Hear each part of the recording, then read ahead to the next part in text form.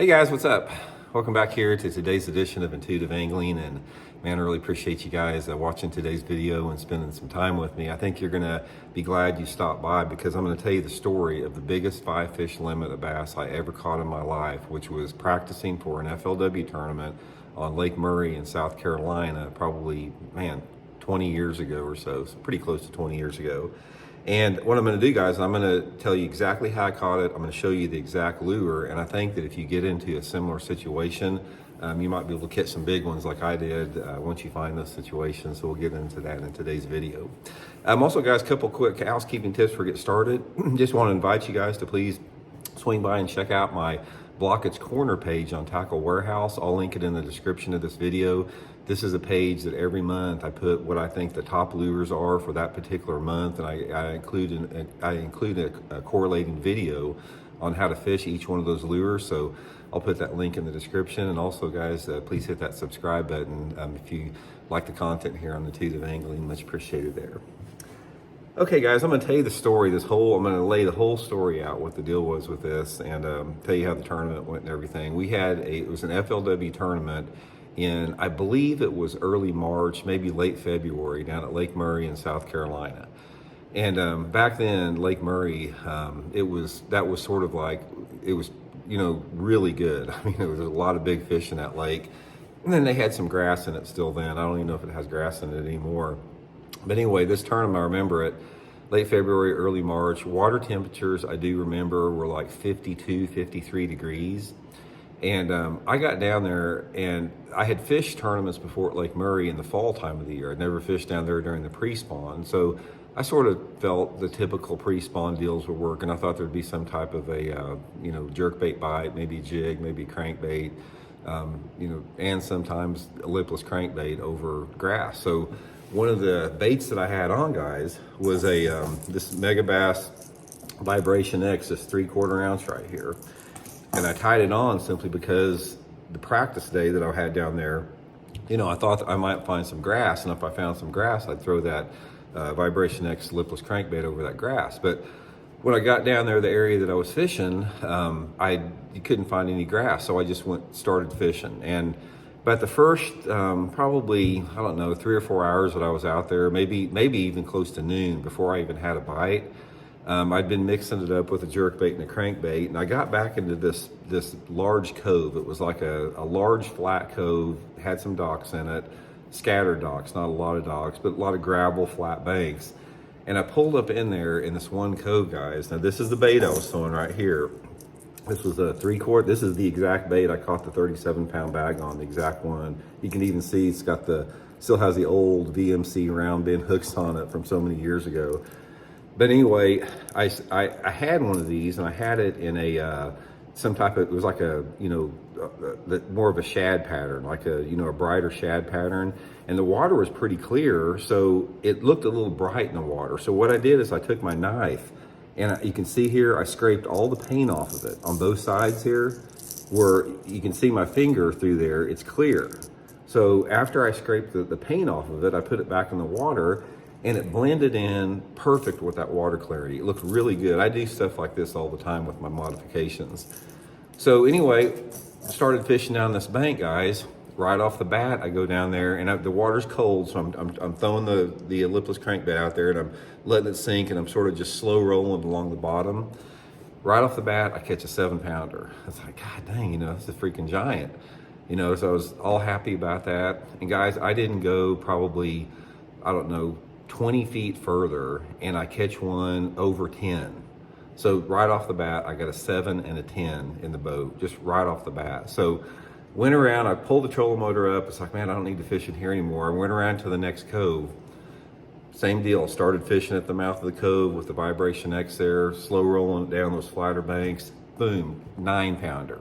It's like, God dang, So, I pulled the trolling motor up, went back and started, looking for other coves like that. The very next one I went to, I caught another 7-pounder.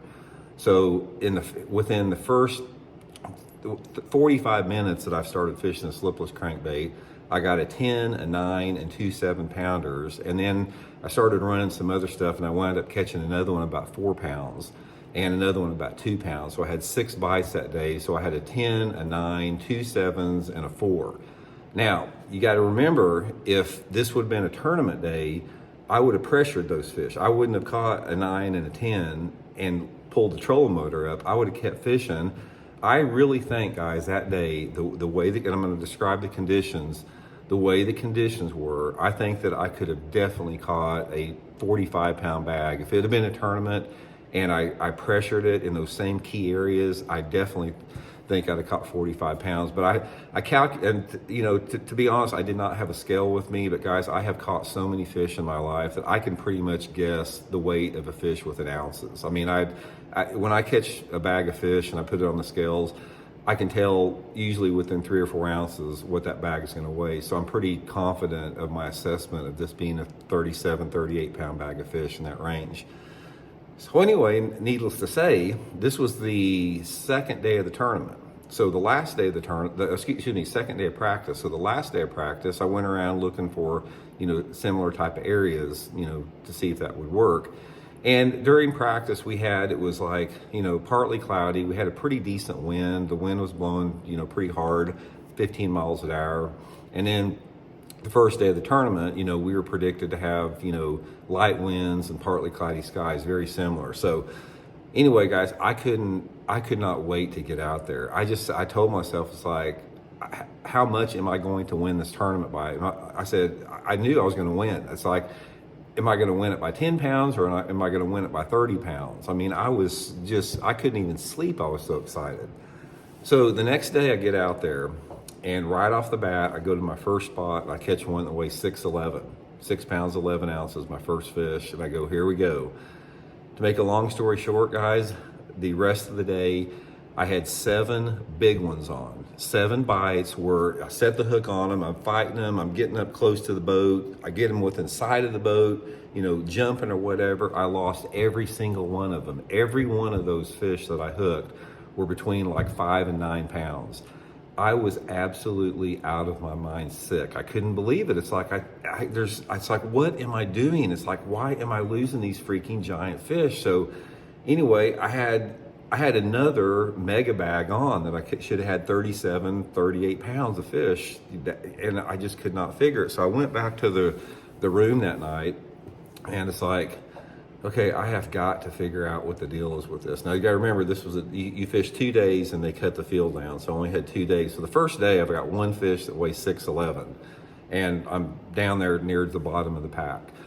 Second day, you know, I got thinking that night, it's like, why are these fish losing? Why am I losing these fish? So the only thing that I could figure is the fish the wind wasn't blowing quite so much, so they weren't quite as aggressive, and they must have just been coming up and nipping at it. And also, guys, I'll put this in the link, my Tackle Warehouse link in the description. This is the 3/4 ounce Mega Bass, you know, Vibration X. So if you guys want to try one, I'll put that link in the description here.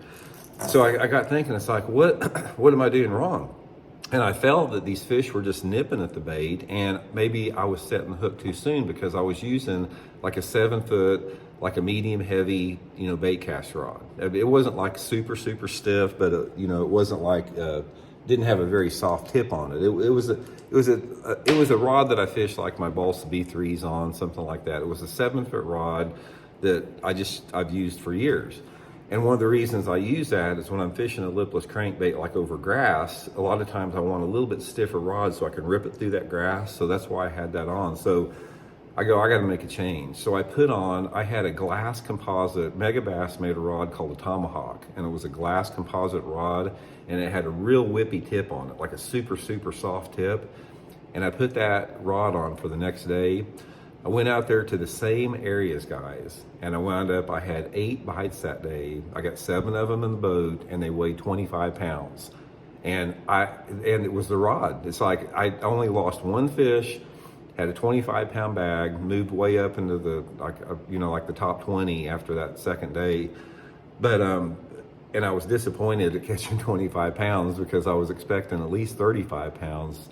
So anyway, if I'd have switched to that rod the first day, I'd have won the tournament. I'd have had 30-some pounds the first day, 25 the second. I'd have kept catching them, but I didn't make the top 10 cut, so I got eliminated after that day. But Anyway, guys, this was it. 3/4 ounce, scraped off Mega Bass Vibration X. Give it a try. When you get into the situation in the pre-spawn, guys, when the water temperature is in the low 50s, you can slow roll these lipless crankbaits on rocky banks, riprap banks, channel banks, gravelly banks. You don't have to have grass on it. It is a deadly technique for catching bass during the pre-spawn when that water's in the 50s. So anyway, guys, hope you enjoyed it. We'll talk later.